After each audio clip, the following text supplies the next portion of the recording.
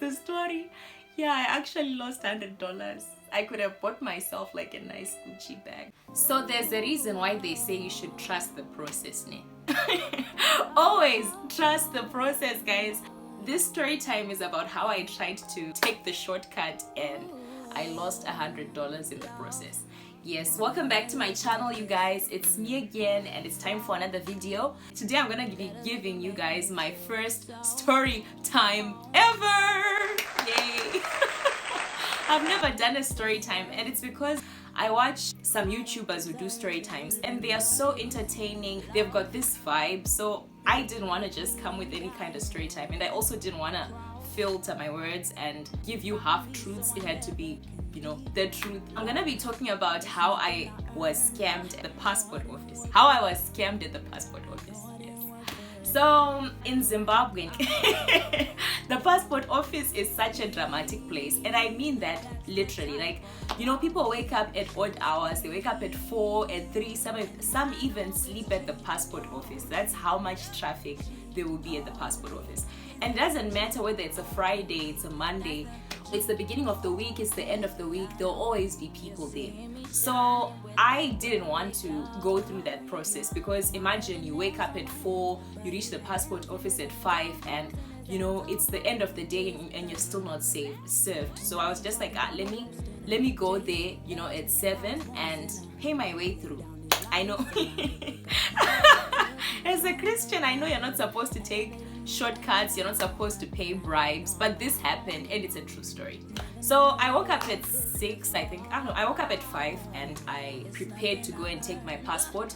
In my country, there are like 3 types of passports. You can take an emergency passport. I think you pay close to $400. There's a normal passport, you pay $53, and the one that takes 2 weeks, I think you pay $150. So I wanted to pay the $53 one. Then I'll take my passport like after, I think it's after 3 or 4 months. Yeah, that's when I'll receive my passport. So I took the bus. I reached the bus stop. I was just walking, and I don't know whether it's witchcraft or it was the way I was walking. You know, people can sense you have money, guys. Like literally, this man I don't know, you know, like just started following me. I don't know whether he could smell that I had the 100 US, or he had a way of sensing, or maybe I was, you know, there was something that exuded that, okay, this person has money. He started following me and he started talking to me. I come from a place where it's polite to talk to strangers. So we started talking with that man, and we arrived at the point that, okay, I'm going to the passport office. And that's when he started revealing to me that, you know, I also work at the passport office. You know, I work at the registration office where you like put all your documents, your birth certificate, your mom, your dad's birth certificates and all that, and also your identity card. So, you know, I was talking to this man, I'm just saying maybe he's just telling me, you know, for the sake of telling me. And we continue walking. As we're headed towards the passport office, that's when he said, you know what, you were late to come to the passport office. It's already 7:30. Like right now, there are more than 200 people who are already in line. And at the passport office, like in my country, they count the number of people they serve. So if for that day they say they're going to serve 200 people and you're not counted, that means you're going back home empty-handed. So, you know, it was really convincing, you guys. And I just started thinking, okay, like, should I wait another day? I remember I was now working at that time, you know, and I was like, you know, I would have to ask for another day. It would be such a long process, and I really need the passport. Okay, let me listen to what he's saying. Then I was like, no, I can help you bypass the process. Like maybe you become the number 50 something or the number 40 something. Like, you know, you get the opportunity to be served faster. So when he first said it, you know, something rang in my mind. Like you always have that intuition that, okay, there's no way like you can just buy yourself into the line. Like, I don't know, a part of me was just like, you'll be served faster, you get this done with.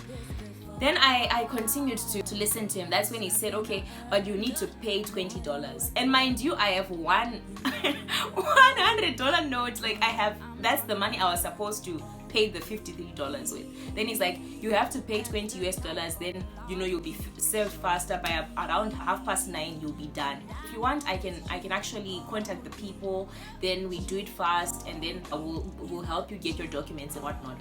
Then he called this other man, I remember, and they walked with me someplace. Then they started telling me about, like, we don't have change.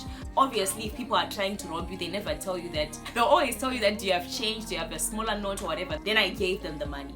And I remember I was left with, the other man stayed with me, and the other man went to look for the change. And all of a sudden, like, I'm standing with the other man, and he's like, it's almost 8:30, so let's call this guy and ask him, then you'll meet me at the other end. Because, like, I'm telling you, like, at the passport office, there's always commotion. So there's the lines of people who've been waiting and they have been counted. Then there are the lines of people who are waiting to collect their passports. There's always commotion. So he just gave me his number, and he's like, I'm now going inside, so you just call me and you tell me, like, when you're done. It took me like 10 minutes to actually figure out, like, this is a scam, like, and the money, that was the last money I had. Then I go to the passport office and I explained to them, like, is there a Mr. So-and-so? Because I was trying to call him, and all of a sudden, like, his phone number was now unavailable. And I just got, like, I just started thinking, like, a whole $100 is gone. And then they asked me, like, okay, give us the number of the person you're trying to contact. I gave them. And they're like, we don't even have such a person here. Like, they don't even work here. And the man actually told me that you're not the first person who's been scammed. Like, at least he actually scammed you $100. Like, there are people who've even lost, like, way more than that. And the man was more concerned about I not losing my documents rather than I losing the money. And he's like, you should actually thank God that you lost the money and not the documents. Guys, it's really hard to come by US dollars in my country, and that was actually money that people had sacrificed for me to get my passport. I felt really dumb, I felt really stupid, and I felt like, okay, I am a degreed person, I should have known it's a scam. Like, why did I even go along with this? I don't know about you guys, but when people steal your money, it's like, it just happens in the space of like 10 minutes. Like, when you're robbed, it's not like it takes an hour or it takes 10 days. It's just, 10 minutes of not thinking straight, and all of a sudden you've lost $100. I waited there. I was just now so confused. Like, what do I do? What do I tell my mom? Like, she's expecting me to come back and say, like, I already handed in my documents, and there was no way I was gonna tell my mom, like, I lost $100. So, Mom, if you're watching this, I'm really, really sorry, but yeah, I actually spun a number of lies. I could not be the talk she was gonna give me, like, how can you be that stupid? Why were you trying to bypass the process? So yeah, like, after that, I remember I sold my other phone. I had 2 phones, and I went and I sold my other phone, and I think I got $50. Then I called my brother and I explained to him, like, I was scammed at the passport office.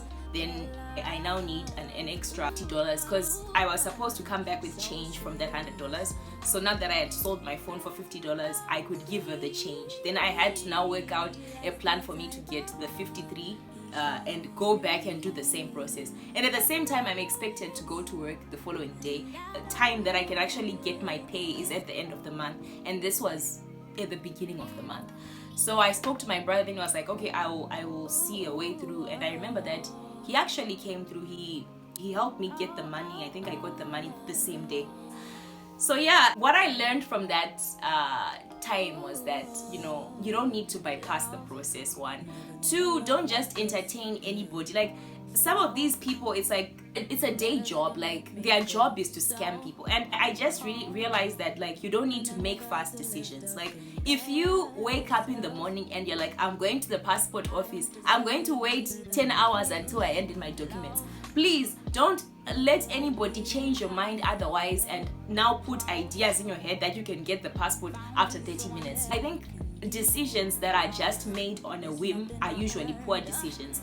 And I also realized that like, people are usually robbed within 10 minutes, 15 minutes. When you are propositioned with these things that you can't believe, these unbelievable fairy tales, like, take your time. Like, don't just rush, and don't let people talk you into doing something you had not prepared to do.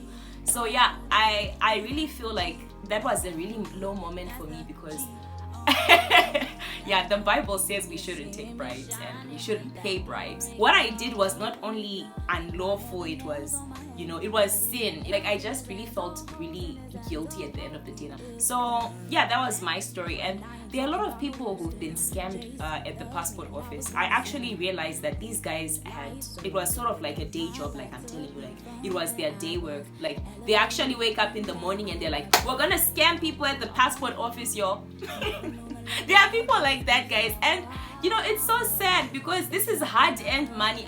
Okay, I'm not trying to say that they should do it in America because people, they have like a higher standard of living. But in my country, guys, like, you know, the people at the passport office are people who are trying to find like a means of survival. People who are struggling, and you go and you scam those people. I don't know how to explain it, but it's really sad that people are trying to scam people who are already struggling. And yeah, it was a moment of stupidity, but yeah, I learned from it. And I hope that you guys won't try to buy yourselves, you know, out of a process. Trust the process. If they say that the application will take 10 days, trust the 10 days. If they say it will take a year, just hang in there. Like, you don't need to pay somebody to bypass a process, guys, because if it ends up being a scam, like, you've not only lost money, you've lost time, and it's not worth it at the end of the day. That was the story. Yeah, I actually lost $100. I could have bought myself like a nice Gucci bag. And the other thing for me was I could not go and tell the police that I've been scammed. I just lost money and I had to move on. Yeah, I lost $100, guys. Anyways, that's my story, and I hope that you enjoyed it. Please subscribe, like, and share, and also give me ideas on what I should do next. Like, I also want to hear like the kind of content you guys want to watch. I really appreciate it. And also share with me, like, have you also been scammed? Like, if you've been scammed, it might not be at the passport office, but wherever you've been scammed, like, also let me know, like, whether you could detect it before they took the money, or whether you reported the people to the police. I would also want to know.